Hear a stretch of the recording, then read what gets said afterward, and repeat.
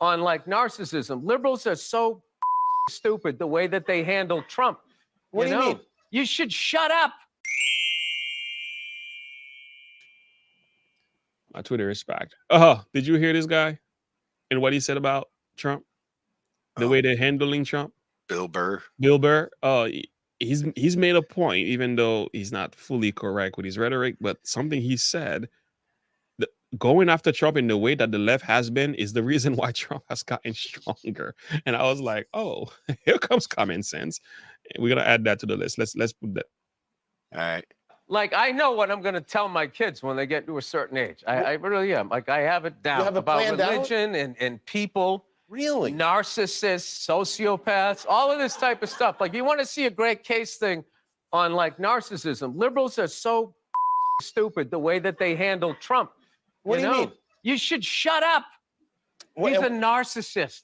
Neutral energy. Yeah. Neutral. You think he'd go away? You know what I think he was? I think he was a one-hit wonder. Right? He wrote The Twist. And then that was it. He was on the casino circuit, and then you idiot liberals wrote him Twist again when you indicted him. And now he's a martyr. And now he's coming back, Jimmy. The peppermint twist is back. He's coming back. It's going to be great for comedy. He's coming back.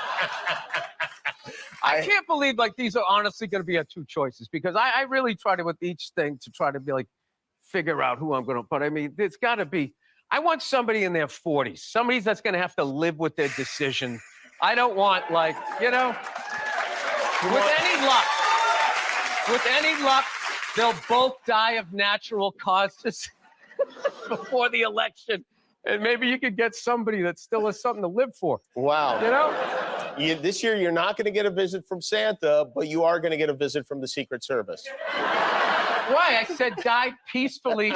Oh, you did? I didn't hear peacefully. I did. Oh, and then you threw that in. I must have thrown that in. Bus. Yeah. Bill Burr is here. He means no harm. Like, I know. He's got some points, though. I don't always agree with him on everything. But what he said about the left and going after Trump in the way that they have has only made him stronger. Like, he said it too. It's like they should have just left him alone and let him fade away. Trump actually feeds off the energy. The more attention he gets, the stronger he gets, the more powerful he gets. It's Teflon, man. There's something about Trump. The more you talk about Trump, is the bigger he gets. And it doesn't matter what you say about him. As long as you're talking about him, he's winning. There's a reason they call him the Teflon Don.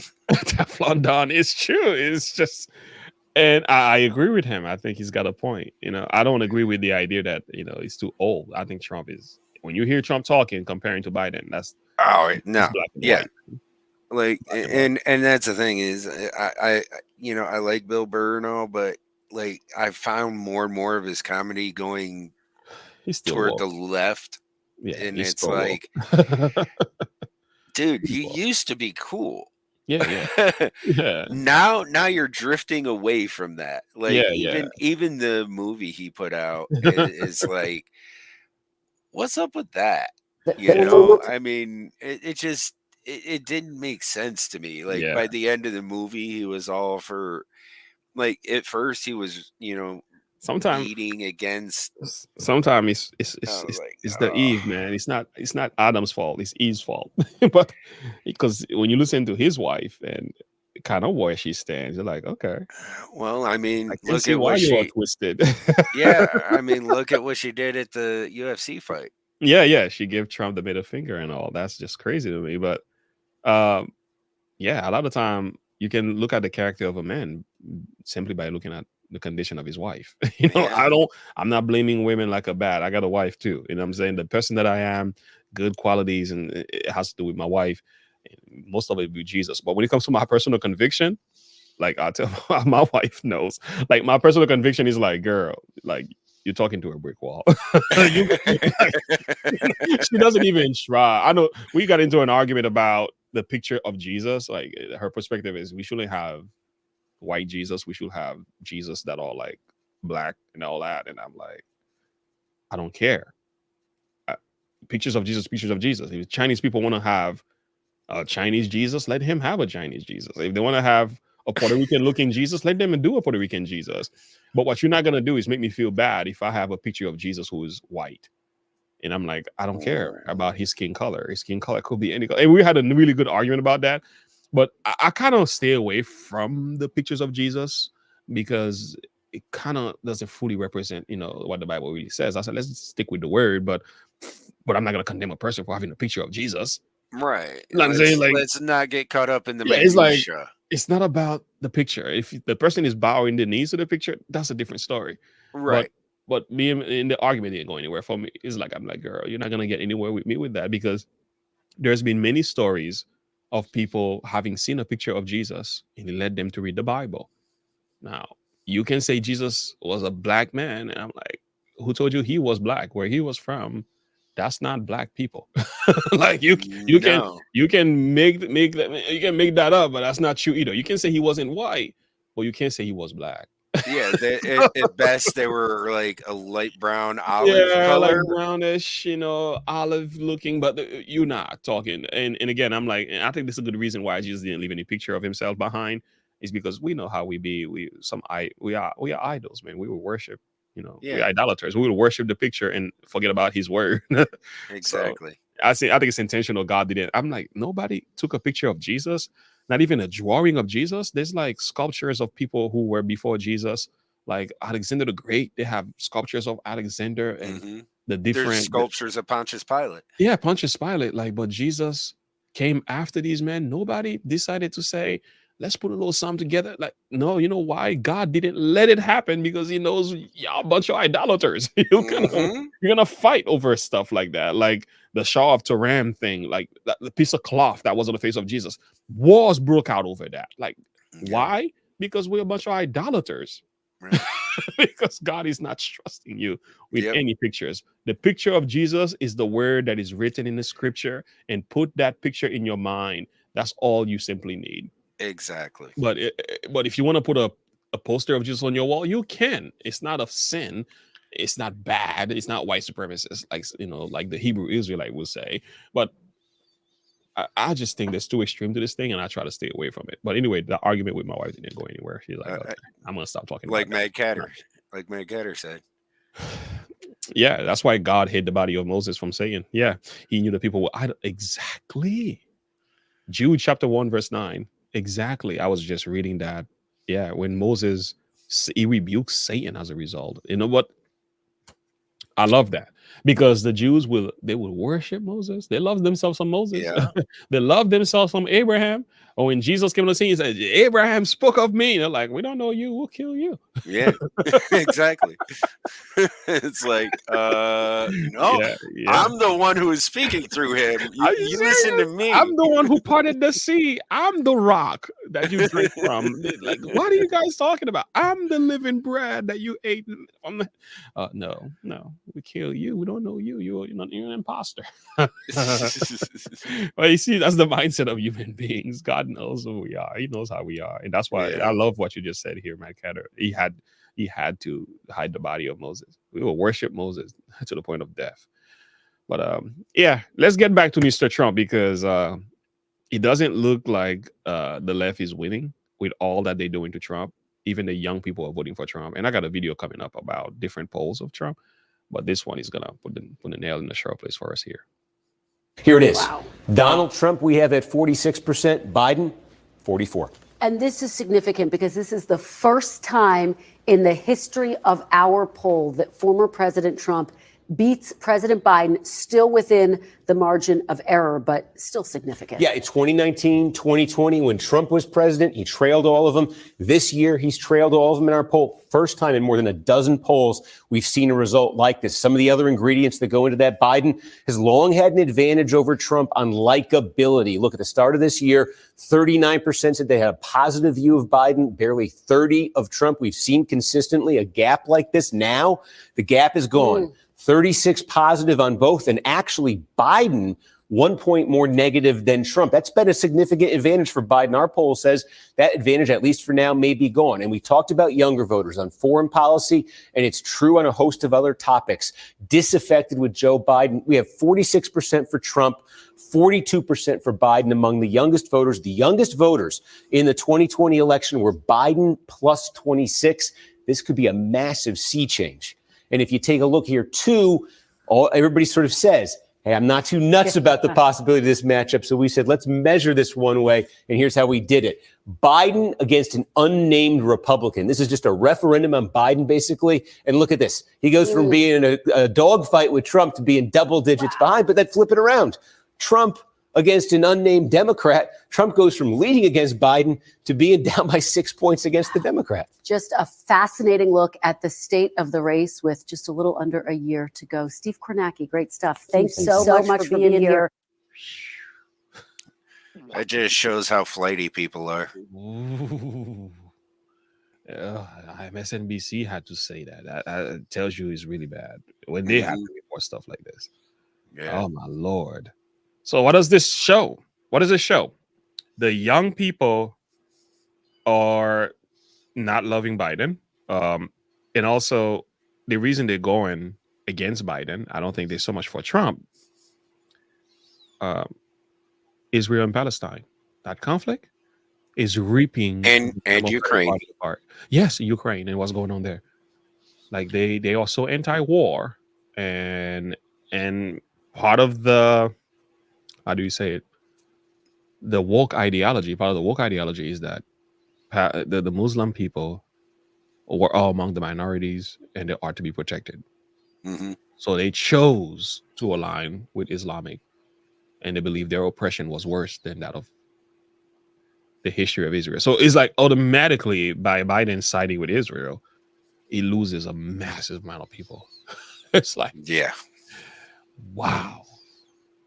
It's crazy. Like, it's crazy how one situation can split the country. And it's kind of sad to me because we should not be divided over an issue that's happening outside of our country.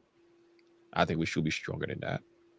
Well, but in a way, I can understand it because, I mean, the younger generation doesn't want to end up fighting a war that they feel they don't have any stakes in. Yeah. Yes. Makes sense. And I think they are tired of Biden's administrations as well. It's more than just that. I think a lot of promises, the school loans and stuff, like all of that was all failure. And I think like Democratic policy is failing. They're looting in our stores. You know, they're doing a lot of crazy things. And I think people stores just closing up, leaving complete cities. Yeah. A lot of our youth cannot own a home. Like,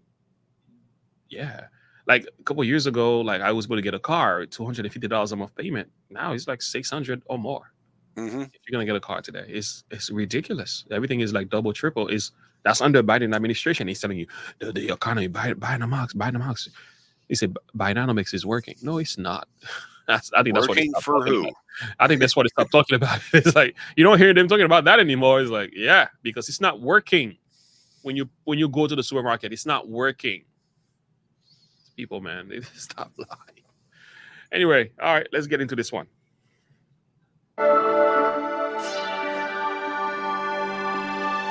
Hey guys, welcome to the Liberal Hive Mind. Hey, any leftoids listening? Well, if you are, here's a trigger warning. It's probably time to log on to Twitter and log on to Reddit and start tweeting and posting about how you plan to move to Canada. It's that time of year again, folks. It's that time again. As it seems Donald Trump is surging across the board. Nothing new. We've been covering the surge for the last couple of months. But here's another bump as he ticks up even further, leaving Joe Biden in the dust. And probably the craziest part is the fact that what we're seeing right now is actually more of a Trump surge than it is a Biden tank. Over the last couple of weeks, we've been discussing Donald Trump's performance in the polls. For the most part, I mean, Trump's made some slight gains, but it's been mostly Joe Biden just tanking into oblivion. Well, this week, at the dismay of your average leftoid, it seems as though not only is Joe Biden tanking, but Trump is surging, even breaking record highs in terms of early polling data. Let me show you guys exactly what I mean by that as the Trump surge continues. We've got some stuff to get into, so let's roll the tape. All right, folks, so the data is clear. Donald Trump is on pace to beat Joe Biden in the 2024 election. If the election were held today, Trump not only wins, but it seems like Trump is trouncing Sleepy, creepy, piss pants Joe. Let's start off with the polling aggregates here. Folks, just take a look. What do you notice? Well, obviously, it's a sea of red. Biden only leading in 2 polls. One of them a little bit outdated, a month old at this this point. Across the board, Trump is winning, but what's spectacular is that Trump's lead continues to rise. You know, seeing Trump ahead of Joe Biden 6-7 months ago was shocking. It was considered possibly even an outlier poll. And in those outlier polls, you'd see Trump leading by 1 or 2 points and be like, whoa, Trump's leading in the popular vote according to this poll. That's actually insane. Now Trump's leading in every single poll pretty much in the popular vote, and his lead's going from +1, +2 to +6 in some cases. It's absolutely astonishing. And even above that, he broke through his previous polling ceiling. And I really want to focus on a couple polls here. Let's talk about the Fox News poll, the Reuters/Ipsos poll, and the 2 Harris polls. We got 4 polls in the aggregate here, showing that not only is Trump beating Joe Biden, but Trump is collecting more than 50% of the popular vote. That is insane. That has literally never happened before. I have never seen a poll showing Donald Trump above 50% support. It's astonishing. I mean, there's no other way to say it. It's absolutely shocking. These leads are massive, but it's not just the popular vote. If we take a look at the most important swing states as we and that's the thing, the Harris X poll and the Harvard Harris poll, those never go Republican, ever. Never. Like the Rasmussen reports, I could understand because, again, that's another one that never goes to Republican. They always lean heavy Democrat, and the YouGov also leans heavy Democrat. So those two I'd expect to go to Biden. Yeah. The like Wall Street Journal, I would have expected to lean towards Biden, and also the Quinnipiac to lean towards Biden. This is ridiculous. Unbelievable. Yeah, Trump is like just trouncing. Trouncing is the word. Yeah, he is leaving. He's running like I don't even know what's the point of these political debates anymore. Now the question is, will they allow just a dog and pony show at this point? Yeah, pretty much. It's good for content. Will Trump be president? Will that be allowed to happen? Because I think when you look at these polls, it really shows the perspective of the people versus the media and the deep state, administrative state. 2 very different things. 2 very different things. What we think and what they think is not exactly the same thing. Well, there's a massive disconnect. So my question now is, will Trump be allowed to win? What are they going to do now to rig? Because and we were just saying that something is going to happen in 2024 that has to either do with Trump, and it's going to create some kind of situation. It's just not going to be, they're not going to let this go just like that. We know they're trying to bolster the numbers with illegal migrants. That's one thing. The military, right? Why would they do that? Because they will vote. They're trying to not lose power in 2024 when Trump wins the election.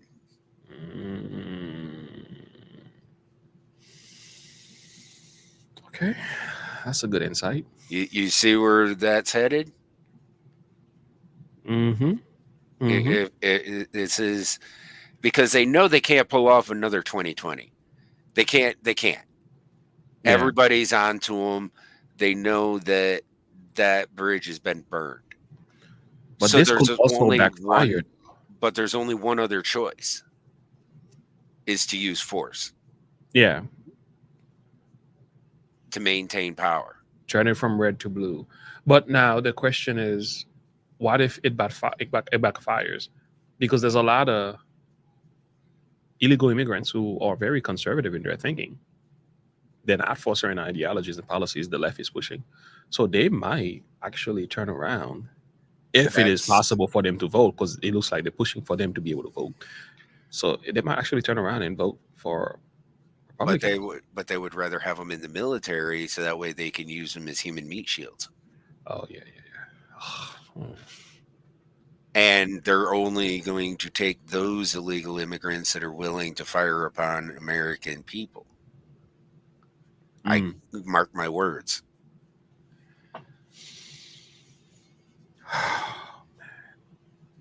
I hope and pray not. And this is what's going to spark the one thing that we don't want. Yep. A CW. You see where I'm going with that? Oh yeah. I see it, and I can smell it. I can smell it. All right. We usually do. Again, we're seeing a massive Trump surge, unlike anything I've ever seen before. And that's coming from the guy who's been following polls religiously for the last 6 years. I don't think I've missed a single poll, to be completely honest with you guys. Well, there's a couple states that we've been focused on. Obviously, Georgia's an important one, but we've been seeing Georgia trend pretty heavily to the right, pretty heavily to Donald Trump's side. Seeing Trump leading in Georgia, not exactly surprising. One state, however, that's been a little bit of a hard one to predict is the state of Michigan. Trump won the state in 2016, but post-2018, it seemed as though the state was trending more and more to the Democrat Party. I think Biden won the state by over 100,000 votes in the previous election. It was one of those swing states that wasn't even close, unlike Arizona, Michigan, and Georgia. Yep, just confirming the numbers here in the 2020 election. Joe Biden won by 150,000 votes. Well, fast forward to now, and this is coming from a CNN poll. Again, these numbers are absolutely shocking. 5 a.m. here in Washington, where we have new CNN poll numbers this morning in 2 critical battleground states. The news is not great for President Biden and his campaign. The numbers show Donald Trump leading in both Georgia and Michigan. In Georgia, a state Biden carried by a very narrow margin in 2020, registered voters say they prefer Trump over Biden by 5%. In Michigan, which Trump won in 2016, but Biden carried in 2020, our poll now showing Trump 10 points up. Note that a full 10% of those polled in each state say that they wouldn't support either candidate. Trump's margin over Biden is significantly boosted in both states by people who say they did not vote in 2020. These less engaged voters favored Trump by 26 points in Georgia and 40 points in Michigan.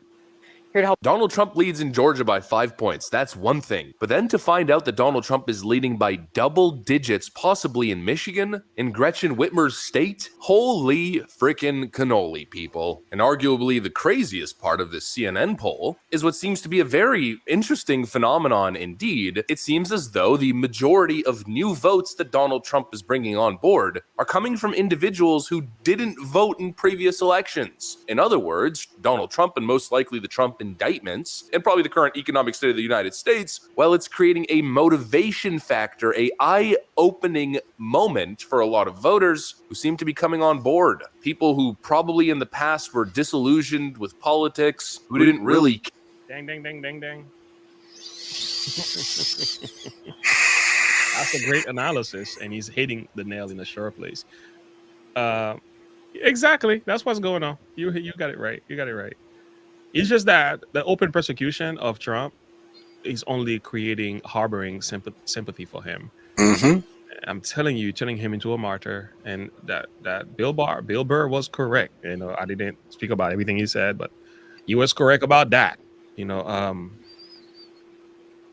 only made him stronger. What do you call him? Teflon Don? Mm-hmm. Yeah.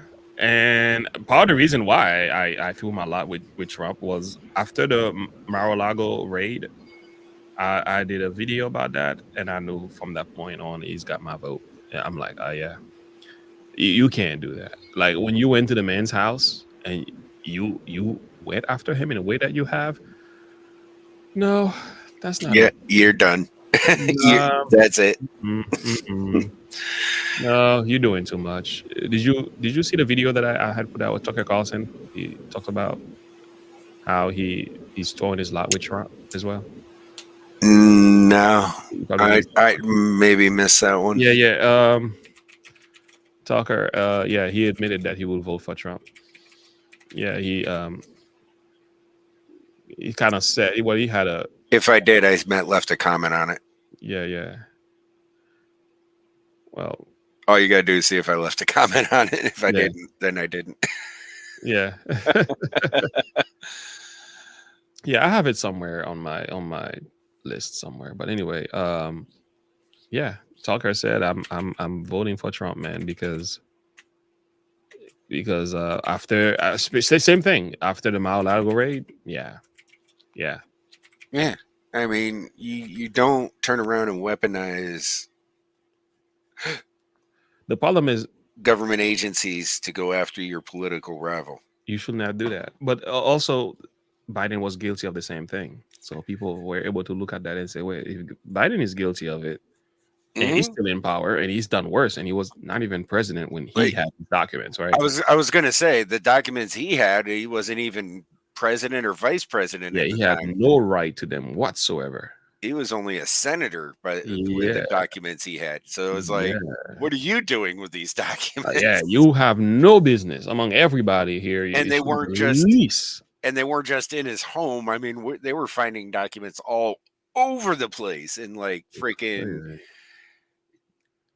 bus station lockers and stuff. It's like, okay. Yeah, and that's the problem. So how could people not, and I get it, man. And my thing is they show the pictures of Mar-a-Lago where there's files and stuff in the bathroom and everything. Yeah. The agencies, they were in there for what? Something like 4 hours, I think. And you mean to tell me that they couldn't have just moved files out of a secure location, stacked them up in there, and then took a picture of it and set them up? Easy. Like they haven't done that before in the past. I mean, come on. Like, we're stupid. They want us to think that we are. Who's going to sit on a golden throne like that? I mean, did you see that toilet? Like, really? That was like the fanciest toilet I've ever seen. It's extreme, man. And with all that paper there stacked up like some hoarder. No, I'm sorry. That's not how. That's not how we do it. I don't see Donald J. Trump like living like a hoarder. It's crazy. Oh, there goes the video. I found it, by the way. What do you think? I certainly support Trump. I'll tell you that, and I can tell you. I mean, I've always agreed with Trump's policies, always, and I lost friends over it. And I've never really actively supported anybody because it's not my job to actively support people. I watch, I like to watch. But I'm a voyeur. Yeah. But I became an active Trump supporter when they raided Mar-a-Lago last summer, the summer of 2022. That can't stand. No, that can't. And I agree with Trump on a lot. But even if I disagreed with Trump on a lot, I'd still be a Trump supporter because you cannot allow that. You cannot allow the regime, the president of the United States, to use the Justice Department to knock the front runner out of the race. You can't do that. No, you can't do that. So it's bigger than Trump. It's bigger than Biden. It's a question of, do you want to live in a free country with a functioning justice system? That's exactly right. So I'm voting for Trump. And if they convict him, I will send him the max donations and I will lead protests. That's how I feel. That's how I feel. Because, and by the way, if I thought that he had committed some real crime, I wouldn't feel that way, but he didn't. He and Biden are both found with classified documents at home, along with every other former high-level federal official in history. But only Trump is indicted? Like, tell me how that works. Oh, shut up. Yeah, I did see that. Yeah. So that's kind of my and he makes a lot of good points, and it makes a lot of sense there too. He does. Yeah, I'll fix my camera later. Let's keep going. Yeah. Okay. I don't know what I was saying. And that's what they have to realize by going after Trump in the way that they have. More people are going to support Trump. Fortunately, that's what's going to happen.